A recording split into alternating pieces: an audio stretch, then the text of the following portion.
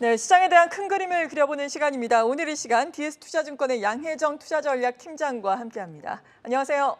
네, 안녕하세요. 네, 앞서서도 지금 주가가 많이 올라왔기 때문에 단기적으로 변곡점이 형성될 수 있을 가능성이라든지 추세에 대한 가능성을 좀 이야기를 드렸는데 이번 주는 긍정적인 추세 지난주에 이어서 이어갈 수 있겠습니까? 네, 일단 이번도 긍정적인 추세를 이어갈 수 있을 거라고 보는데요. 먼저 이제 시장의 어떤 가장 중요한 포인트를 먼저 짚어드릴까 하는데, 최근 그 시장 상승이 그 미국 SVB 은행 파산 이후에 좀 더 강해졌잖아요. 강해진 이유가 뭐 이렇게 아시겠지만 페드가 은행이 갑자기 위기가 번지기 때문에 이제 단기적인 유동성 공급을 좀 확대했죠. 예, 확대했고, 그리고 이제 미국도 금리 인상이 어려워지겠구나, 이런 인식이 좀 있었고요. 그렇다 보니까 글로벌 주요 국가들, 뭐 캐나다도 그렇고 호주도 그렇고 금리를 인상을 중단시켰습니다. 죄송합니다. 그리고 중국 지표가 좀 개선된 것이 좀 영향이 컸던 것 같고요. 그리고 한국 시장에서는 삼성전자 실적 발표 이후에 기업이익 바닥이라는 인식, 이런 것들이 좀 전반적으로 우호적인 환경을 좀 만들었던 것 같아요. 그러면 시장의 상승 요인들이 대략적으로 보면은 정리하면은 달러와 약세, 그러니까 페드의 단기적인 유동성 공급에 대한 달러와 약세, 그리고 기업이익 바닥, 그리고 이제 중국 회복, 이런 요인들이 좀 시장 상승을 이끌었는데, 그런 요인들이 이번 주도 크게 바뀌지는 않을 것 같거든요. 일단 중국 같은 경우가 이제 이번 주 같은 경우에 이제 지표들이 발표되고 있는데 좀 긍정적일 거라고 보이고, 지난주에도 좀 긍정적이었고요. 그다음에 환율 같은 경우도 달러화가 지난주에 그렇게 강하지가 않았습니다. 그래서 이번 주도 흐름상으로 보면은 약간 강하지 않은 흐름을 계속 이어갈 것 같다, 저희는 그렇게 생각을 하고 있습니다. 네. 그리고 또 중요한 것은 미국의 경기라든지 미국의 연준의 또 긴축 기조가 될 텐데 주말 사이에 옐런 미국 재무장관이 지금 SVB 사태로 은행 위기로 대출이 줄어서 추가 기준금리 인상은 필요 없다라는 취지의 발언을 했습니다. 이런 가운데 또 연준 인사들은 기준금리 인상이 아직도 필요하다라는 입장을 또 견지하는 발언도 하기도 했는데 이 부분에 대한 의견은 어떠십니까? 아마 그게 아마 옐런 재무장관이 행정부 쪽에 이제 수반으로 있을 때랑 장관으로 있을 때랑 페드의 어떤 입장으로 있을 때랑 좀 다를 거라고 저는 생각을 하는데, 일단 행정부 쪽에 있다 보니까 정권 그 정치적인 어떤 이슈, 그다음에 내년에 이제 대선이 있잖아요. 그런 부분하고 같이 맞물려야 되거든요. 그런 부분도 같이 고려해서 생각해야 되기 때문에 보다 좀 더 긍정적으로 좀 발언을 했던 측면이 있는 것 같고요.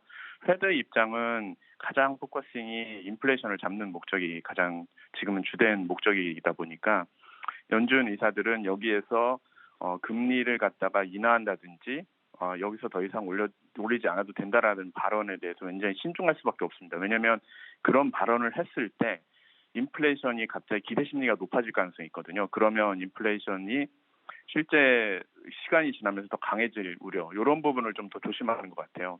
하지만 이제 경제 펀더멘탈이나 여러 가지 측면에서 봤을 때는 옐런 그 장관의 발언이 좀 더 이제 그 금리 인상을 뭐 더 이상 올려도 되지 않는다는 그런 부분이 좀 더 맞지 않나, 저희는 그렇게 생각을 하고 있고요. 페드는 아마 시간이 지나면서 인플레이션 지표가 더 여기서 내려가기 시작하면은 그때부터는 금리 인상에 대해서 좀 더 신중한 발언을 좀 더 하지 않을까, 저희는 그렇게 생각을 하고 있습니다. 네, 아무래도 옐런 재무장관이라는 또 위치 때문에 이런 발언을 또 더 했을 수 있겠다라는 말씀을 해주셨습니다. 연준의 입장과 관련해서 또 도움 말씀을 주셨고요.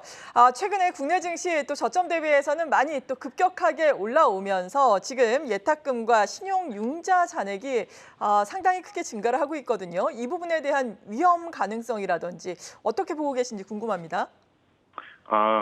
올해 시장에서 좀 그 의외였던 것이 고객 예탁금이 수입주 때 초반으로 빠졌다가 53주까지 올라갔거든요.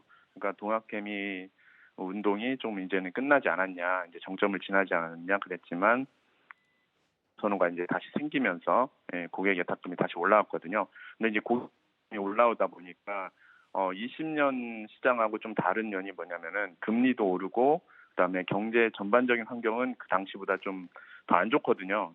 안 좋다 보니까, 그리고 이제 돈의 흐름도 약간 그때보다는 좀 더 이렇게 그 긴축으로 좀 가는 기조가 있다 보니까 그러다 보니까 아마 이제 좀 더 쏠림이 강해졌다 뭐 이렇게 말씀을 드릴 수 있을 것 같아요. 이제 그런 부분이 이제 그 고객 예탁금이 한쪽으로만 그러니까 이제 이게 이제 신용융자 늘어난 거랑 같이 맞물려 가지고 코스닥 일부 종목으로 약간 쏠림이 더 강해진 측면이 있거든요. 그런데 이제 이런 부분은 항상 보면은 그 경제 지표라든지 아니면은 유동성과 관련된 논란이 좀 갑자기 불거졌을 때는 오히려 이제 리스크가 커지는 그런 변동성이 커지는 요인으로 작용하거든요. 그렇다 보니까 최근에 일부 2차 전지 관련 종목이라든지 약간 상승폭이 컸던 종목들 같은 경우가 고점에서 변동성이 좀 커지는 그런 신호들이 좀 나타나고 있어요. 네, 그래서 이제 그런 고점에서 이제 변동성이 나타났을 때는 좀 더 줄이고 저희가 생각할 때는 좀 더 줄이고 아마 지금은 이제 코스피나 이런 쪽 대형주 쪽 이런 쪽의 흐름이 좀 나아지고 있거든요. 자동차를 비롯해서 네, 그런 쪽으로 좀 더 비중을 좀 옮겨가는 그런 전략도 나쁘진 않을 거라고 생각하고 있고요.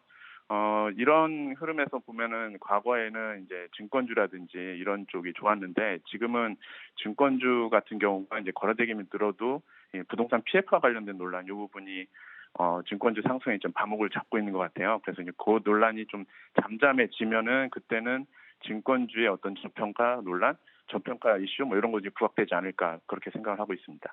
네, 지금 짚어주신 바처럼 PF 문제 때문에 증권주가 약간은 부진한 양상인데 PF 논란에서 좀 부담이 적은 키움증권 거래대금 상승의 최대 수혜주로 부각이 되면서 최근에 긍정적인 양상을 또 이어가고 있는 상황입니다. 그리고 이번 주에는 테슬라가 19일에 실적을 발표를 하게 됩니다. 4분기 실적 호전을 보인 이후에 국내 또 2차 전지 랠리에 큰 도움이 됐었는데 이번에는 어떻겠습니까? 테슬라가 최근에 좀 행보가 뭐냐면은 네. 약간 가격 인하를 하면서 점유율 경쟁을 좀 하고 있는 것 같아요.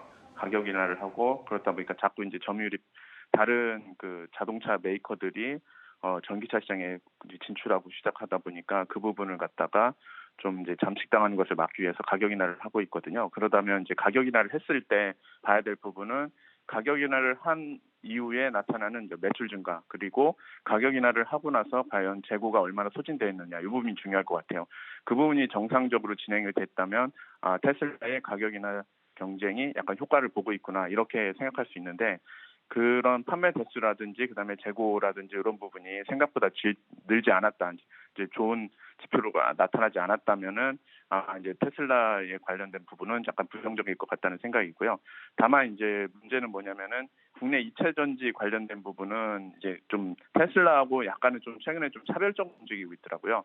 그게 국내 이제 2차 전지 관련된 기업들 같은 경우는 완성차 시장의 어떤 전반적인 확대, 2차 전지 이제 전기차 시장의 전반적인 확대와 관련된 소재 이런 부분이 좀 더 이렇게 부각되고 있다 보니까 그런 부분이 이제 2차 전지 관련주들의 밸류에이션은 높지만 지금 테슬라는 좀 더 차별성으로 대응할 수 있는 그런 여지는 있지 않나 이렇게 생각을 하고 있습니다.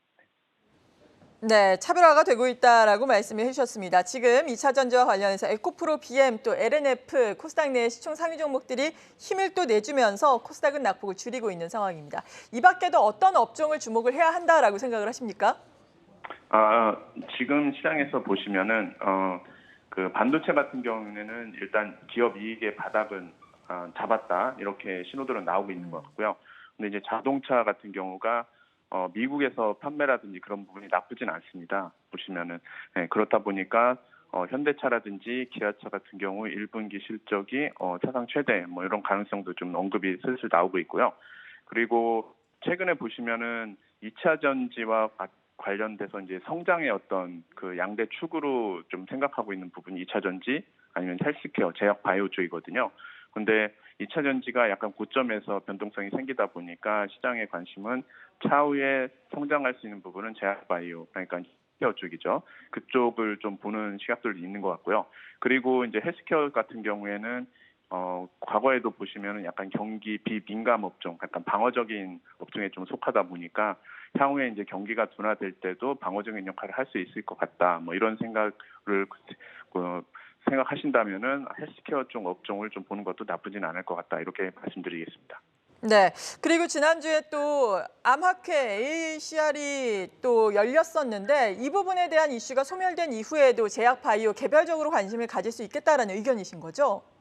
예, 제 생각에는 저희가 봤을 때 제약바이오 같은 경우가 한 2년, 3년 동안 시장에서 약간 좀 소외돼 있었어요. 네, 코로나 때문에 정상적인 임상 활동이라든지 이런 부분이 없다 보니까 최근에 그 아마케 같은 이런 활동도 거의 없었고요. 그렇다 보니까 임상 데이터도 발표가 안 됐고 뭔가 구체적인 지표가 나오지 않다 보니까 제약 바이오를 바라보는 지표가 나오지 않다 보니까 시장에서 소외된 측면이 좀 있었다고 보거든요. 그런데 지금은 코로나 이후에 이제 정상적인 어떤 임상 활동이라든지 제약 바이오와 관련된 데이터들이 이제 나오고 있거든요. 그러면 시장에서는 과거의 성장의 대표격이었던 제약 바이오를 한 번쯤 생각해 볼 수도 있지 않을까 이런 생각이고요. 그리고 앞서 말씀드린 것처럼 하반기에 미국 금리 인하 가능성 이런 부분들이 계속 얘기가 논란이 되고 있거든요. 경기가 지표들이 조금씩 둔화되는 신호들이 나타나고 있기 때문에 그러면 약간 이제 방어적인 업종 측면에서 좀 대응하는 그런 어떤 그 업종이 되지 않을까 이렇게 저희는 말씀드리겠습니다. 네. 그리고 이번 주 중국의 3월 실물 지표도 발표가 되는데 이 부분이 시장에 미치는 영향은 어떻겠습니까? 예. 지금 보시면은 그 시장 자체가 미국은 경기가 둔화되는 신호는 확실히 나타나고 있거든요. 그 와중에 이게 이제 급격하게 침체로 가면은 시장이 충격을 받겠지만 굉장히 완만하게 좀 둔화되고 있어요. 침체인지 아닌지에 대해서 약간 좀 헷갈릴 정도 수준인데 그 와중에 중국 같은 경우가 이제 봉쇄 완화 이후에 1, 2분기는 확실히 부진했거든요. 1월, 2월이죠. 2월, 2월은 확실히 부진했고요. 3월부터 조금씩 개선된 지표들이 나오고 있어요. 그렇다 보니까 미국은 약간 좀 둔화되고 중국은 회복되고 그 와중에 중국하고 좀 연관성이 높은 유럽 같은 경우도 회복되고 있고 그러다 보니까 글로벌리 전반적인 어떤 경기 상황은 약간 뜨뜻미지근한 이라고 보시면 될 것 같아요.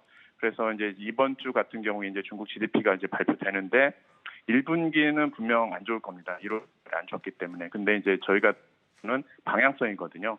그러면 중국이 연간으로 5% 성장률을 제시했는데 1분기에 아마 5%에 미치지 못할 거고요. 그러면 2분기, 3분기 두 개 분기에 좀 더 힘을 내지 않을까. 그래서 최근에 인프라 관련된 부분도 좀 발표를 했고요. 네. 그러다 보니까 그렇다면은 중국과 관련된 지표들은 향후에 좀 한국 시장에는 좀 긍정적으로 좀 작용할 가능성이 있고요.